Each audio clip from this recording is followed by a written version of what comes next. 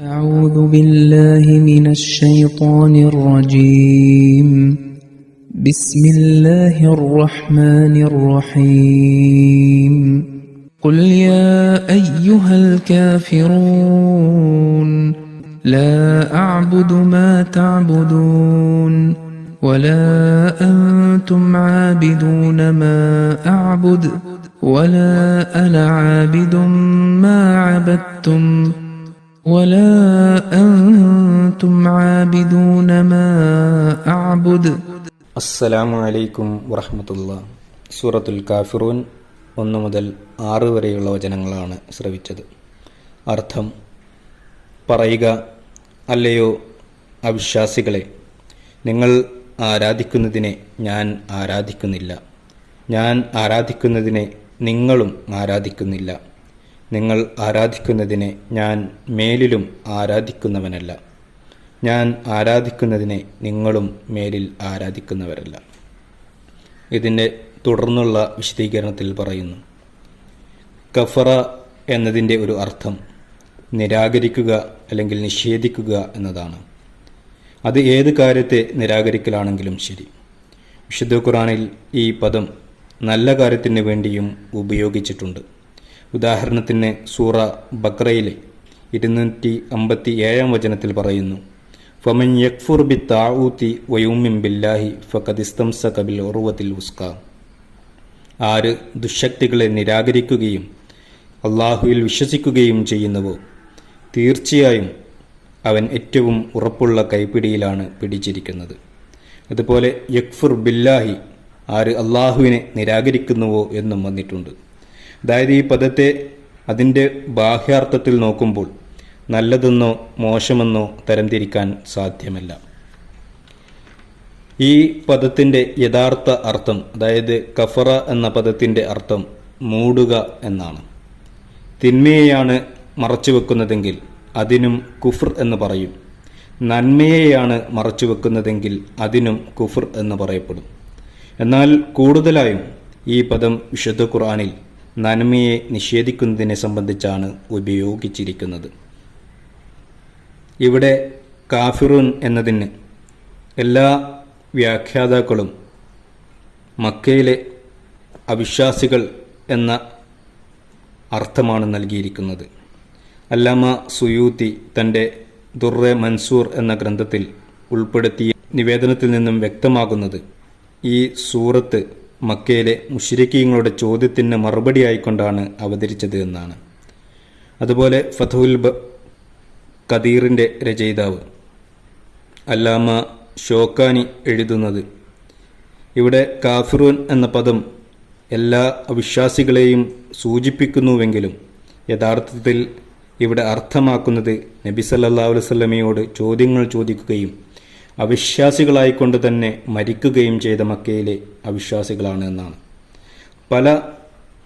ഇതുപോലെ പല വ്യാഖ്യാതാക്കളുടെയും അഭിപ്രായം രേഖപ്പെടുത്തിയതിനു ശേഷം ഖലീഫത്തുൽ മസീഹ് സാനി റളിയല്ലാഹു അൻഹു പറഞ്ഞു, ഈ എല്ലാ വ്യാഖ്യാതാക്കളുടെയും അഭിപ്രായ പ്രകാരം ഈ ആയത്തിൽ കാഫിറൂൻ എന്ന് സംബോധന ചെയ്തിരിക്കുന്നത് മക്കയിലെ അവിശ്വാസികളെയാണ്. മക്കയിലെ തന്നെ എല്ലാ അവിശ്വാസികളുമല്ല, മറിച്ച് അവരിൽ നബി സല്ലല്ലാഹു അലൈഹി വസല്ലമയോട് ചോദ്യങ്ങൾ ചോദിച്ച അവിശ്വാസികളാണ്. എന്നാൽ വ്യാഖ്യാതാക്കൾ അഭിപ്രായപ്പെടുന്നത് പോലെ കാഫിറൂൻ എന്നതുകൊണ്ട് അവിശ്വാസികളിൽ പ്രത്യേകം ചിലരാണ് സംബോധിതരായിട്ടുള്ളത് എന്നത് വിശുദ്ധ ഖുർആന്റെ അടിസ്ഥാനത്തിൽ പരിശോധിക്കുമ്പോൾ വിശുദ്ധ ഖുർആനിൽ ഈ പദം പൊതുവായ അർത്ഥത്തിലും ഉപയോഗിച്ചതായി കാണാവുന്നതാണ്. ഉദാഹരണത്തിന് സൂറ ബയ്യിനയിൽ പറയുന്നു, ലം യകുനിൽ ലദീന കഫറൂ മിൻ അഹ്ലിൽ കിതാബി വൽ മുശ്രിക്കീന മുൻഫക്കീന ഹത്താ തഅതിയഹുമുൽ ബയ്യിന.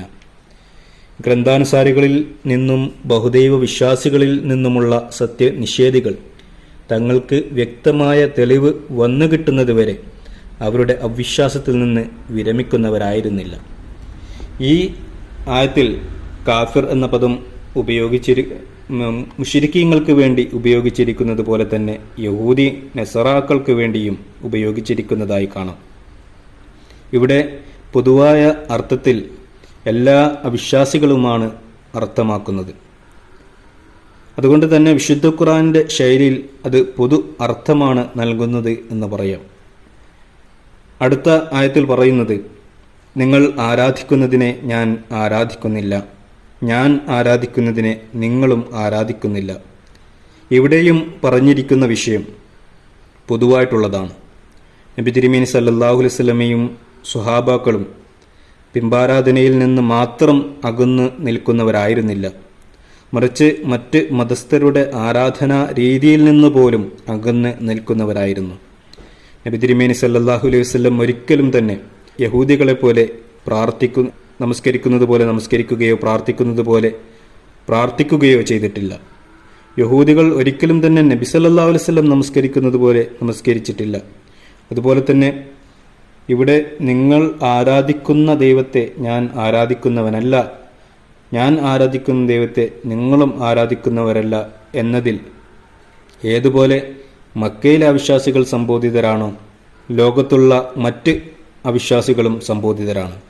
കാരണം ഇസ്ലാം സമർപ്പിക്കുന്ന ദൈവത്തെയല്ല മറ്റ് മതസ്ഥർ സമർപ്പിക്കുന്നത്. ഇസ്ലാം അല്ലാതെ ഒരു മതവും തന്നെ പരിപൂർണ തൗഹീദ് അഥവാ ഏകദൈവ വിശ്വാസം സമർപ്പിക്കുന്നില്ല.